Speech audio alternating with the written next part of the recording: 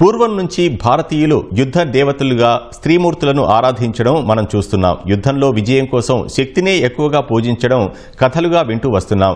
యుద్ధ సమయంలో భారతీయులు శక్తికి ఇచ్చిన ప్రాధాన్యం అలాంటిది.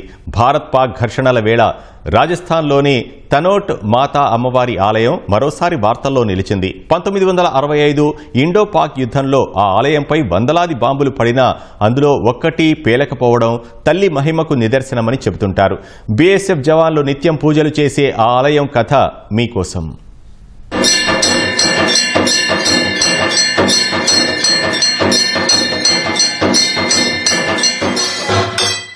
ఇక్కడ కనిపిస్తున్న అమ్మవారి పేరు తనోట్ మాత. రాజస్థాన్లోని జైసల్మేర్లో కొలువైన ఈ అమ్మవారి ఆలయాన్ని భారత సరిహద్దు భద్రతా దళం బీఎస్ఎఫ్ పర్యవేక్షిస్తుంది. పహల్గామ్ ఉగ్రదాడి, ఆపరేషన్ సింధూర్తో భారత్ పాకిస్తాన్ మధ్య వివాదం సాగుతున్న వేళ తనోట్ మాత ఆలయం మరోసారి వార్తల్లో నిలిచింది. 1965, 1971 పాక్తో జరిగిన యుద్ధాల్లో అమ్మవారి ప్రభావంతో భారత సైన్యం విజయం సాధించినట్టు చెబుతారు.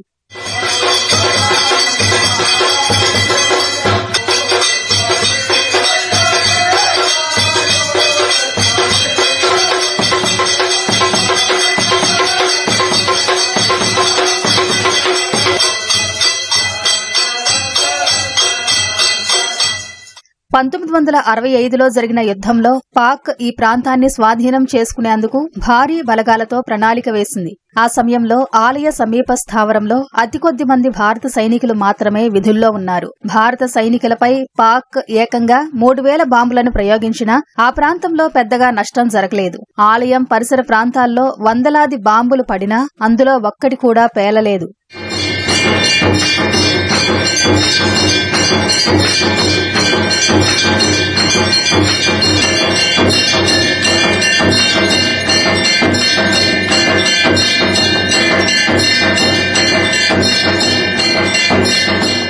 పన్నాగం పారకపోవడంతో పాక్ సైన్యం తోకముడిచింది. ఆలయ ప్రాంగణంలో ఒక మ్యూజియం ఉంది. ఇక్కడ పాక్ ప్రయోగించి పేలని బాంబులను సందర్శకులు చూడవచ్చు.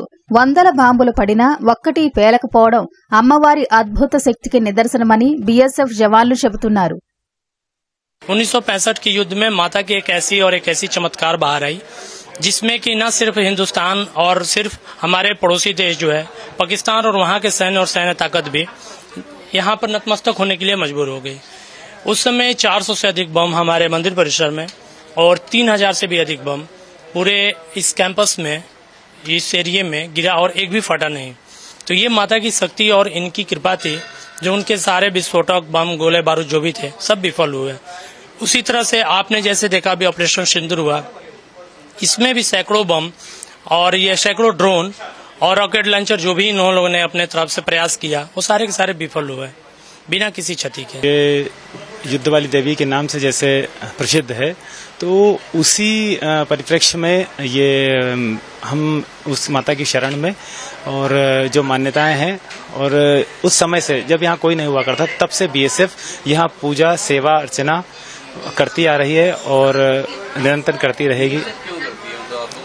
ये एक्चुअल में बीएसएफ की ही यहाँ पे बीओपी थी पहले, तो उसी बीओपी के पास में ये मंदिर था, तब से बीएसएफ यहाँ संभालती है क्योंकि इस टाइम पे कोई सिविल की पहुंच नहीं थी यहाँ पे आम आदमी की और बीएसएफ ही इस मंदिर की देखभाल करती थी।